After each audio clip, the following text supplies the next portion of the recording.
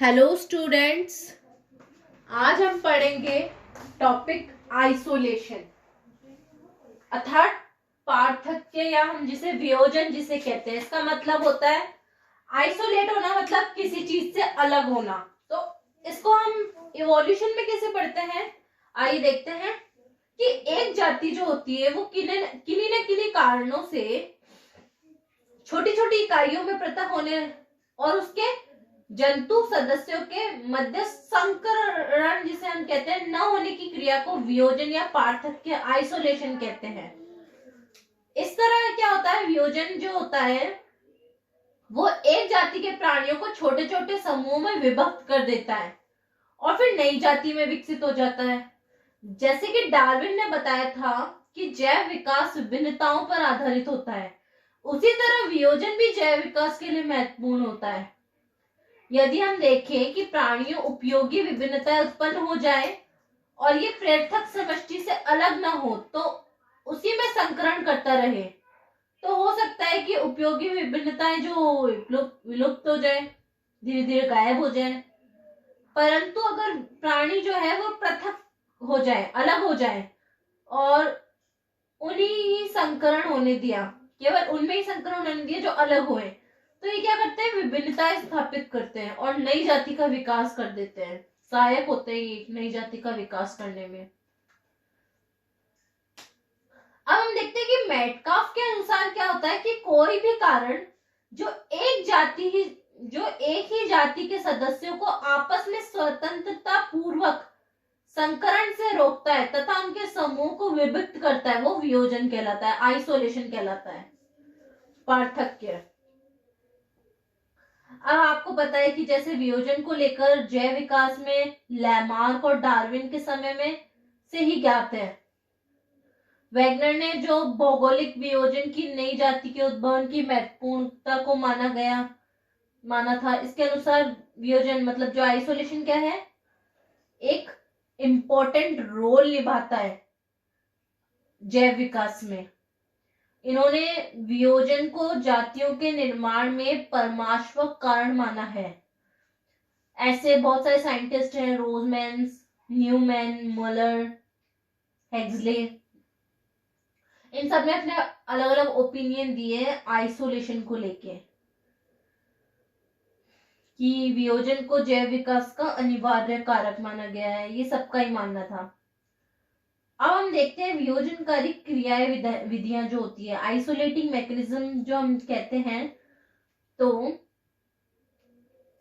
जो जाति में एक तो वियोजन जो हम कहते हैं आइसोलेशन के अनेक कारण होते हैं, जिनमें हम जो अलग अपने अपने अपने जातियों एक ही जाति के सदस्यों के बीच जननिक वियोजन उत्पन्न करते हैं, ऐसे कई कार्य होते हैं। अब डॉब्सेंकी ने 1937 में वियोजनकारी क्रियाविधि को वर्गीकरण किया। इन्होंने उन सभी कारकों को, मतलब जो वियोजन के क्या क्या कारण है, ये किस लिए होता है और किस किस प्रकार से होता है, ये है ना, उन्होंने अपना इसमें वर्णन किया है डॉब्सेंकी ने। और इन्होंने अपनी क्रिया विधियों को विभेदित भी किया है, जोग्राफिकल आइसोलेशन में और रिप्रोडक्टिव आइसोलेशन में। ऐसे ही मैकेम जो एक साइंटिस्ट हैं, उन्होंने क्या किया, आइसोलेशन की क्रियाविधि को आधुनिक वर्गीकरण, इन्होंने भी उसको डिवाइड किया, इसको क्लासिफाई किया और इसको समझाया। तो इनके कारण दो फैक्टर थे, दो क्रिया विधियां थी। मुख्य भाग में जो वर्गीकृत किया वो दो रूप में किया। पहला जो हम देखते हैं, वियोजनकारी क्रियाविधियां जो अंतः जातियों का संकरण को रोकती है, जो मेटिंग को रोकती है।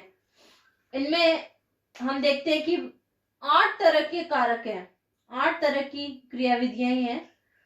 उनमें हम देखते हैं geographical isolation, isolation due to distance, climatic isolation, seasonal isolation, habitat isolation, ethological isolation, mechanical isolation और फिजियोलॉजिकल आइसोलेशन। तो आइए हम एक एक करके सारे पढ़ते हैं। पहला है ज्योग्राफिकल आइसोलेशन। तो इसमें क्या होता है कि किसी भी मतलब भौगोलिक रोधिकाएं जो हम बोलते हैं कि जो संकरण को रोकती हैं और जो मतलब देखा जाए तो एक दूसरे को पृथक करती हैं। तो ये बहुत सारी रोधिकाएं हैं, जैसे पर्वत, श्रृंखलाएं, मरुस्थल, घने जंगल, समुद्र, नदियां, ये कुछ रोधिकाएं हैं, ये कुछ बैरियर्स हैं।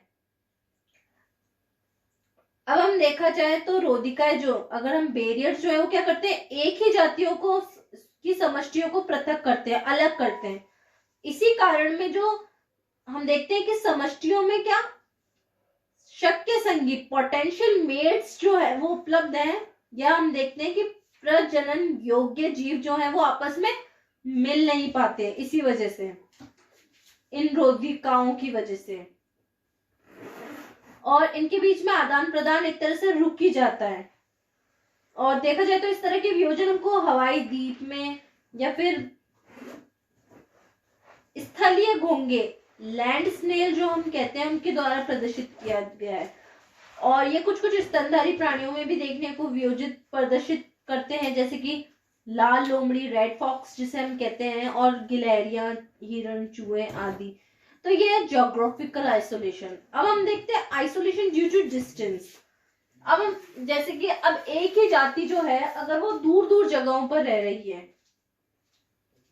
दूर दूर तक फैली हुई है बिना किसी प्राकृतिक रोधिकाओं के, तो उनमें भी जननिक वियोजन तो उत्पन्न हो ही जाता है। मतलब प्राकृतिक रोधिकाओं के भी उनमें जननिक वियोजन उत्पन्न हो जाता है, कि जैसे आइसोलेशन तो उनमें अलग अलग हो ही गया, जब वो इतने दूर है तो ऑब्वियसली उनमें संकरण तो हो नहीं सकता।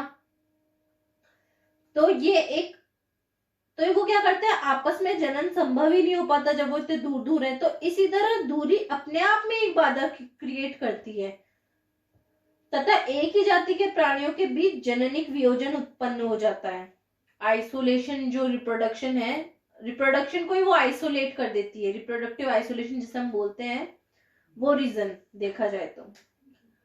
अब हम तीसरा देखते हैं क्लाइमेटिक आइसोलेशन, जलवायु संबंधी वियोजन। इसमें क्या होता है कि एक ही जाति के जो सदस्य हैं वो भौगोलिक वियोजिक कारक न हो तो भी कई बार आपस में जनन नहीं कर पाते। ऐसा इसलिए होता है क्योंकि जो जलवायु संबंधी परिस्थितियां भिन्न होती हैं। जलवायु संबंधी जो कारक हैं, कारण जो हम कहते हैं, वो उत्पन्न हो जाते हैं। जो विशिष्ट क्षेत्र में रहने वाले प्राणियों के क्षेत्र की जलवायु को विभिन्न के कारण ऐसा वियोजन उत्पन्न हो जाता है। यह आइसोलेशन अलग अलग क्लाइमेटिक कंडीशंस के कारण उत्पन्न होता है, और ये कुछ इस प्रकार के हो सकते हैं, जैसे तापमान, आर्द्रता, खनिज लवणों की सांद्रता और परिसर का रासायनिक संगठन। ये कुछ ऐसे कारण हैं जिनसे हम देखते हैं कि प्राणी जो होता है वो प्रभावित होता है और आपस में संकरण रोकता है। चौथा हम देखते हैं सीजनल आइसोलेशन, ऋतुनिष्ठ वियोजन जिसे हम कहते हैं। अब क्या होता है, एक ही जाति के कई जो प्राणी हैं वो संकरण इसलिए भी नहीं कर पाते क्योंकि उनमें जनन ऋतु जो है वो अलग अलग है। कि सपोज एक ऐसे सीजन पे पैदा हुआ है, जो सपोज एक सीजन पे एक ऑर्गेनिज्म पैदा हुआ है, दूसरा ऑर्गेनिज्म जो पैदा हुआ है, दूसरा प्राणी जो पैदा हुआ है, वो अभी तक मैच्योर ही नहीं हुआ पहले के अकॉर्डिंग। तो सीजनल वो एक तरह से देखा जाए तो ऋतुनिष्ठ वियोजन आ गया, उनमें ऋतु भिन्न हुई तो वो स्वतः ही वियोजन उत्पन्न हो जाता है। इसमें हम देखते हैं कि पादपों में तो ये बहुत सामान्य मिलता है कि जैसे एक ओवरी जब तक मैच्योर हुई तब तक जो एंथर है वो इमेच्योर ही हो गए। तो ये एक तरह का सीजनल आइसोलेशन है जो हम देखते हैं। अब हम मतलब उदाहरण के लिए अगर मैं एक बात बताऊं तो ब्लेन ने 1941 में टोड जो मेंढक होता है, इसमें वियोजन का वर्णन किया। इनके अनुसार क्या जो है, अमेरिकन टोड है तथा फाउलरी टोड है, ये दो तरह के टोड है, उनके बीच में सामान्य अवस्थाओं में संकरण नहीं होता है, क्योंकि अमेरिकन टोड जो है वो वर्षा ऋतु में जनन करते हैं, जबकि जो फाउलरी टोड है वो वर्षा ऋतु के अंत में जनन करते हैं। परंतु जब इन्हें प्रयोगशाला में रखा जाए तो इनमें संकरण हो जाता है। तो इस तरह के जो हमको जलीय और पक्षियों में भी पाया जाता है कि ये लोग क्या सीजन का वेट करते हैं। तो एक तरह से सीजनल आइसोलेशन हो गया कि इनमें संकरण ही नहीं हो पा रहा है। अब हम देखते हैं आवासीय वियोजन, हैबिटाट आइसोलेशन क्या होता है, या हम कह सकते हैं कि इकोलॉजिकल आइसोलेशन। एक ही जाति की समष्टियों में अलग अलग क्षेत्रों में जो निवास करती हैं, जैसे उनका आवास हैबिटाट जो है जो कहलाता है। इस प्रकार के जो वियोजन होते हैं वो अंतर्ग्रस्त प्राणी जो होते हैं और अपने आवास और भोजन के कारण वियोजित हो जाते हैं, आइसोलेट हो जाते हैं, अलग हो जाते हैं। क्यों हो जाते हैं? क्योंकि जैसे साइंटिस्ट मूर में इन्होंने आवासीय वियोजन हैबिटाट आइसोलेशन नाम दिया, जबकि मूडी ने इसे क्या पारिस्थितिकीय वियोजन, जिसे हम इकोलॉजिकल आइसोलेशन कहते हैं, वो कहा। मूरी और मूडी दो तरह के साइंटिस्ट हैं, इन्होंने अलग अलग नाम दिया इस आइसोलेशन को। तो इस प्रकार के जो वियोजन है उनका उदाहरण स्टिकल ब्लैक ने दिया। उन्होंने क्या कहा, स्टिकल ब्लैक मछली की दो जो पारिस्थितिकीय वियोजित जातियों में देखने को मिलता है। इकोलॉजिकल आइसोलेशन इनमें देखने को मिलता है। कैसे मिलता है कि इनमें एक जाति पूरे वर्ष अलवणीय जल में रहती है, जबकि जो दूसरी जाति है वो समुद्री जो होती है, सर्दियों में समुद्र में रहती है, जो कि क्या होता है, लवणीय होता है। परंतु वसंत और ग्रीष्म ऋतु में वेला संगम जो होती है वो आ जाती है। इस तरह ये एक और उदाहरण हम देखें तो नेट्रिक्स स्पाइडोन है, वो जलीय सर्प में देखा जाता है। तो ये कुछ अलग अलग ऑर्गेनिजम्स हैं जो कि अलग अलग हैबिटाट है उनका रहने का और करने का। तो इस वजह से इनमें क्या होता है, इनमें संकरण नहीं हो पाता और ये एक दूसरे से आइसोलेट हो जाती है, अलग हो जाती है। 6 हम देखें व्यवहारिक वियोजन, इथोलॉजिकल आइसोलेशन। इनमें क्या होता है, ये एक तरह का इंपॉर्टेंट कारक जो हम कहते हैं अनुरंजन व्यवहार, कॉर्टशिप बिहेवियर होता है। इनमें क्या होता है, अनुरंजन व्यवहार उन क्रियाओं का सामूहिक रूप होता है जो कि संगम से पूर्व नर मादा द्वारा प्रदर्शित होता है। हर जाति के प्राणियों में मीटिंग से पहले कुछ ना कुछ अनुरंजन क्रियाएं होती है, हम देखते हैं। तो इन क्रियाओं में अगर थोड़ा सा भी अंतर हो जाता है तो उनमें क्या संगम मीटिंग नहीं हो पाती है। और हम देखें तो इस तरह के व्यवहार के कारण जो प्राणी जो है वो जननिक रूप से वियोजित हो जाता है। अगर नर और मादा दोनों के ही द्वारा जो हम कहते हैं अनुरंजन क्रियाएं हैं वो अगर सेम होती है तो उनके संगम हो जाता है, मीटिंग हो जाती है। लेकिन अगर वो दोनों अलग अलग बिहेव करते हैं तो मीटिंग नहीं हो पाती है और वो क्या करते हैं, वियोजन का कारण होता है, जो आइसोलेशन है उसका कारण होता है। अब जो संगम के लिए जातियों की पहचान के लिए शरीर पर एक विशिष्ट रंगों का आदर्श जो हम पैटर्न कहते हैं वो पाया जा सकता है। शारीरिक आकृति निश्चित होती है, उनमें विशिष्ट गतियां पाई जाती है, ये तरह के कुछ। और जो हम कहें दृश्य उद्दीपन, विजुअल स्टिमुली जिसे हम कहते हैं, उससे संबंधित कुछ क्रियाएं होती हैं। कुछ में क्या होता है, ध्वनि उत्पन्न करते हैं कि सपोज नर और मादा एक सी ध्वनि उत्पन्न करते हैं तो वो पोटेंशियल मेटिंग पार्टनर जिसे हम कहते हैं वो अपनी ओर आकर्षित कर लेते हैं। कुछ जातियों में क्या होता है, प्राणी विशिष्ट गंध उत्पन्न करते हैं जो संगम साथियों को अपनी तरफ आकर्षित करती है। उदाहरण के लिए हम देखें ड्रोसोफिला के अनुरंजन व्यवहार को 6 प्रावस्थाओं में विभक्त किया जाता है। यदि किसी भी प्रावस्थाओं में नरों के व्यवहार में परिवर्तन हो जाए तो उनमें संगम नहीं होता है। इसी तरह मेंढक, टोड, पक्षी, कीट, विशिष्ट गायन जो है, ध्वनि दोष है, कॉल्स जो हम कहते हैं वो उत्पन्न करते हैं और अपने साथी को अपनी तरफ आकर्षित करते हैं। जो हम इसलिए हमने इसको व्यवहारिक वियोजन का आइसोलेशन का है, पृथक की जो एक तरह से इंपॉर्टेंट कड़ी है।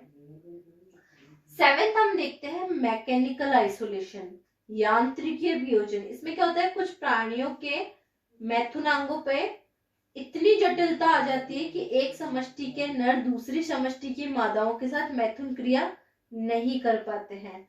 फलस्वरूप इनमें क्या होता है, जननिक वियोजन उत्पन्न हो जाता है और इसी तरह के वियोजन यांत्रिकीय वियोजन कहते हैं। अब हम देखते हैं कि लाल कुंजी मत, लॉक एंड की प्रिंसिपल जिसे हम कहते हैं, उस पे किसने, लियोन डॉफर ने अपना वो दिया था, प्रतिपादित किया था इस पे अपना मत। इनके अनुसार एक समष्टि विशेष नर में कीटों में मैथुन अंग मादा के इस तरह फिट हो जाता है जैसे विशेष ताले व कुंजी, लॉक एंड की सिस्टम इसलिए इनमें का है। अब इनमें क्या होता है, मैथुन अंगों में सूक्ष्म परिवर्तन भी हो जाता है और मैथुन क्रिया संभव नहीं हो पाती है। कीटों को उनके मैथुन अंगों के आधार पर विभिन्न श्रेणियों में वर्गीकृत किया है। ये क्लासिफिकेशन में इंपॉर्टेंट रोल निभाता है। अब हम देखते हैं फिजियोलॉजिकल आइसोलेशन, कार्यकीय वियोजन। हम देखते हैं कुछ प्राणियों में क्या होता है, मैथुन की जो क्रिया होती है वो इतनी अलग होती है कि विभिन्न समष्टियों में प्राणी जो होते हैं उनके बीच में संगम नहीं हो पाता और उनके बीच जाननिक वियोजन उत्पन्न हो जाता है। रिप्रोडक्टिव आइसोलेशन जिसे हम कहते हैं वो प्रोड्यूस हो जाता है। इस तरह केवल जो कार्यकी में भी जो भिन्नताओं के आधार पर प्राणी एक दूसरे से वियोजित हो जाते हैं। उदाहरण के लिए हम देखें तो ड्रोसोफिला की कुछ जातियां आपस में संगम संभव नहीं होता है, उनमें आपस में मीटिंग नहीं हो पाती है क्योंकि विभिन्न समष्टियों के प्राणी में मैथुन के बाद योनि मार्ग की श्लेष्म झिल्ली में सूजन उत्पन्न हो जाती है। यदि संगम एक ही समष्टि समूह में के प्राणियों के बीच में हुआ तो यह सूजन कुछ घंटों में स्वतः समाप्त हो जाती है, परंतु यदि संगम दो विशिष्ट समष्टि समूह के प्राणियों के बीच हुआ हो तो यह सूजन कई दिनों तक बनी रहती है, जिससे योनि मार्ग अवरुद्ध हो जाता है और निषेचित अंड जो होते हैं वो भीतर ही नष्ट हो जाते हैं, समाप्त हो जाते हैं। यंगन्स हो ही नहीं पाते, रिप्रोडक्शन हो ही नहीं पाता। तो ये कुछ जो हमने देखा, जो हमने पढ़े कि कैसे कैसे देखा जाए तो कि अंतः जातियां जो है, स्वयं की जातियां जो है वो कैसे वियोजन का कारण बनती है और कैसे एक जाति दूसरी जाति से पृथक हो जाती है। स्टूडेंट्स, अब हम देखते हैं कि वियोजनकारी क्रियाविधियों के जो अंतर जातियों में अगर संकरण की पूर्णतः सफलता को रोकती है। इट मीन्स, इसका मतलब ये है कि अगर, मतलब जैसे अभी हमने पढ़ा कि कैसे कैसे ये जो कारक हैं जो वियोजन करते हैं, कैसे कैसे संकरण को रोकते हैं। अब हम देखते हैं कि अगर इनके बीच में सफलता पूर्वक अगर संगम हो भी जाता है तो कुछ वियोजनकारी क्रियाविधियां जो होती है वो संकरण के निर्माण को रोकती है।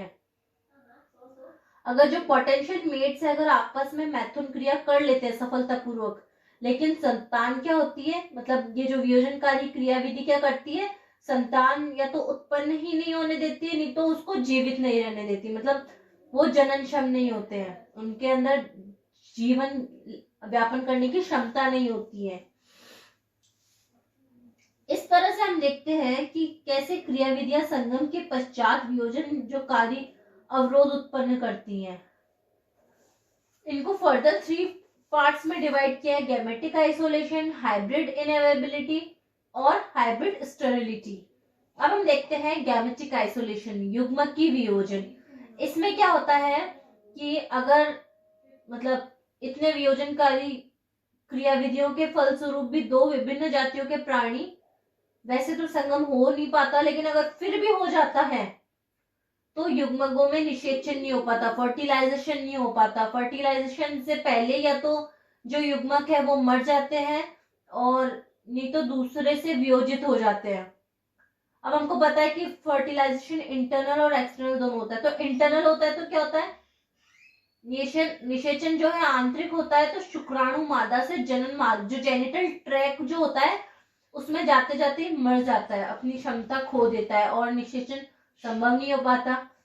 बाहरी एक्सटर्नल फर्टिलाइजेशन, अगर हम बाहरी निषेचन देखें तो उसमें भी क्या होता है, शुक्राणु जो होता है वो किसी अन्य जाति के अंडे में प्रवेश ही नहीं कर पाता और जो शुक्राणु और अंडाणु है एक टाइम बाद दोनों ही मर जाते हैं और प्राणियों के बीच वियोजन उत्पन्न हो जाता है।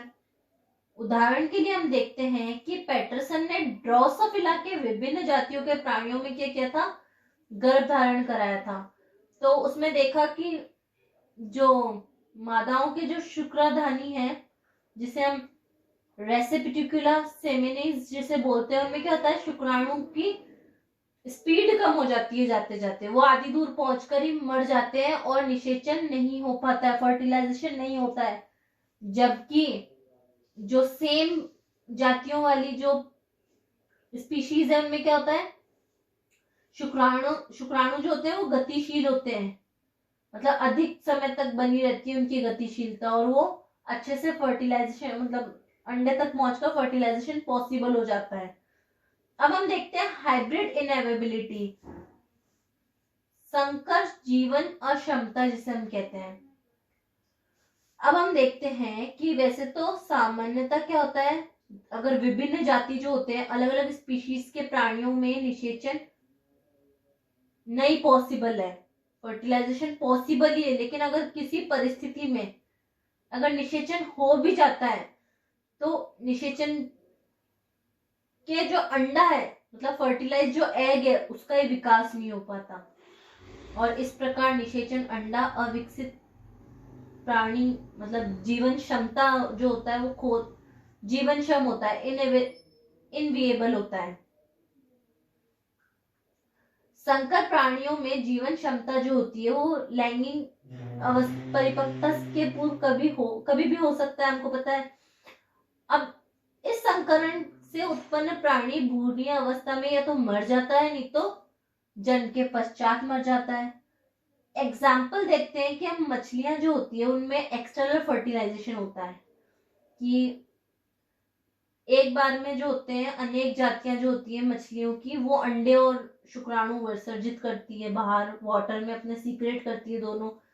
तो कभी कभी दो विभिन्न जाति के जो अंडाणु और शुक्राणु है वो आपस में प्रवेश कर लेते हैं और अंडे के विकास को प्रेरित कर देते हैं, लेकिन अंडा क्या होता है, विकसीय अवस्था प्रदर्शित करता है और गुणसूत्रों के अभाव से ही मर जाता है। जब क्रोमोसोम्स आपस में मिलना स्टार्ट होते हैं तो वो उनकी डेथ हो जाती है, वो आपस में मिल ही नहीं पाते हैं। और वार्विक और बेरी साइंटिस्ट हैं, इन्होंने 1949 में क्या किया, भेड़ और बकरी के बीच में संकरण कराया और पाया, तो देखा कि जो भ्रूण है वो तो सामान्य दिख रहा है, लेकिन वो अंदर से पूर्ण रूप से विकसित होने से पहले ही मर गया। और देखा जाए तो ये एक हाइब्रिड इनएवेबिलिटी का एग्जांपल है, इनविएबिलिटी। थर्ड हम देखते हैं संकर बंध्यता, हाइब्रिड स्टेरिलिटी। अब हम देखते हैं कि कुछ विशिष्ट परिस्थितियों में संकरण के फलस्वरूप यदि संकर संतान जो होती है उत्पन्न भी हो जाए तो वो जननिक रूप से वियोजित ही रहेंगे, क्योंकि इस तरह से उत्पन्न जो संतान होती है वो बंध्य होती है, स्टेराइल होती है, उनमें वो पैदा तो हो जाते हैं लेकिन जनन करने में असमर्थ होती है, वो आगे रिप्रोडक्शन ही नहीं कर पाएगी, और ये जो जीनी संयोग केवल उन्हीं प्राणियों तक सीमित रह जाते हैं। इस प्रकार की संतानें जीवित रहकर भी वियोजन उत्पन्न करती हैं।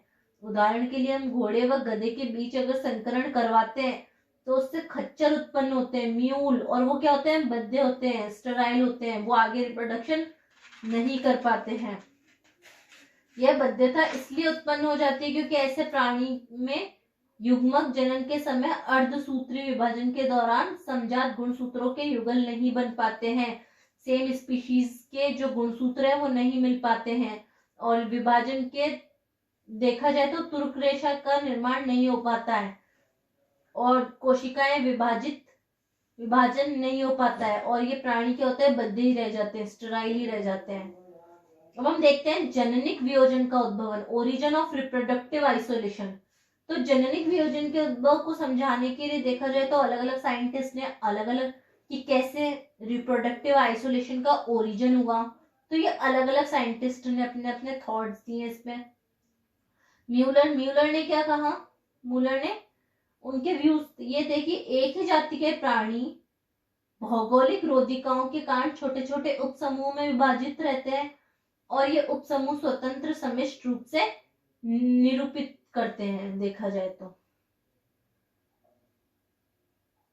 अब हम देखते हैं कि जो उपसमूह जो होते हैं वो आवासीय वातावरण में भिन्नता तथा जीनी संरचना में उत्पन्न विभिन्नताओं के कारण आपस में प्रजनन नहीं हो पाता है तथा इन उप समूह के मध्य जीन प्रवाह रुक जाता है और धीरे धीरे इन समूह में उत्परिवर्तन म्यूटेशंस चालू हो जाते हैं और वातावरण परिवर्तन के प्रति क्या होते हैं, अनुकूलित होते रहते हैं।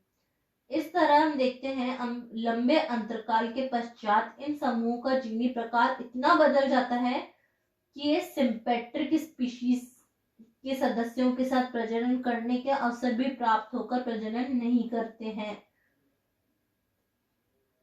डॉबशेंकी ने क्या कहा था, डॉबशेंकी ने कहा था कि समस्त सदस्य जो जननिक वियोजन करके पूर्व जो कॉम्प्लीमेंट्री जीन्स हैं उनके परिवर्तन के कारण उत्पन्न होते हैं तथा प्राकृतिक वर्ण इन परिवर्तनों का पराक्षार होता है।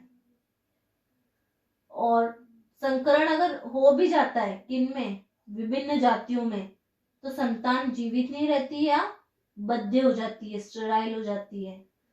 अब role of isolation in evolution, वियोजन का उद्विकास में महत्व क्या है। अब हमने देखा कि अलग अलग साइंटिस्ट ने अपने अलग अलग वो दिए हैं मत, किसको एक महत्वपूर्ण कारक माना है। उदाहरण के लिए देखा जाए तो रेंज, मायर, सिम्पसन और लैक जो ये हैं, इन्होंने क्या बताया कि जो वियोजन है वो क्या है, एलोपेट्रिक है और सिम्पेट्रिक दोनों जातियों के उद्भव में एक महत्वपूर्ण कारक होता है। एक ही जाति के सभी सदस्यों का वितरण समान व लगातार नहीं होता है और इन समूह में क्या होते हैं, काफी छोटे छोटे उपसमूह हो जाते हैं जो एक दूसरे से काफी दूर स्थित हो जाते हैं। जैसे अपन ने पढ़ा था, कारण पढ़े थे कि कैसे कैसे एक स्पीशी दूसरे स्पीशी से अलग हो रही है, किन किन रीजन से हो रही है। तो ये क्या करते हैं, ये रूपांतरण प्राकृतिक वर्ण और आनुवंशिक विचलन द्वारा उत्पन्न होते हैं। इस प्रकार के जो विस्थापित समष्टियां जननिक दृष्टि से एक दूसरे से वियुक्त होकर नई जाति का दर्जा प्राप्त कर लेती हैं। और हम देखते हैं कि इवोल्यूशन में एक जाति से दूसरी जाति का कैसे विकास हो रहा है, यही देखते हैं हम। तो आइसोलेशन में भी यही हो रहा है कि दो जाति पृथक होकर नई नई जातियां बनाती हैं। एक ही जाति के सदस्य, अब हम देखते हैं सिंपेट्रिक स्पेसिएशन क्या है, समस्थानिक जाति उद्भवन क्या है कि एक ही जाति के सदस्य जो है वो एक ही आवासीय क्षेत्र में रहते हैं और समस्थानिक जाति का निर्माण करते हैं, सेम जाति का। तो हक्सले और थॉर्प ने बताया कि भौगोलिक रोधिकाओं के बिना भी समस्थानीय जातियों में जननिक वियोजन उत्पन्न हो जाता है। इस तरह की जातियों में वियोजन आनुवांशिकी पदार्थ में हुए अचानक परिवर्तन से होता है, म्यूटेशन जो हो जाते हैं उससे। इस प्रकार जननिक रूप से वियोजन जातियों के समूह को स्वतंत्र रूप से नई जातियां विकसित हो जाती हैं, जिसे हम बोलते हैं सिंपेट्रिक स्पेसिएशन। तो ये था हमारा आइसोलेशन टॉपिक कि कैसे कैसे जातियां अलग हो रही हैं और कैसे कैसे वो इवोल्यूशन में अपना रोल प्ले कर रही हैं।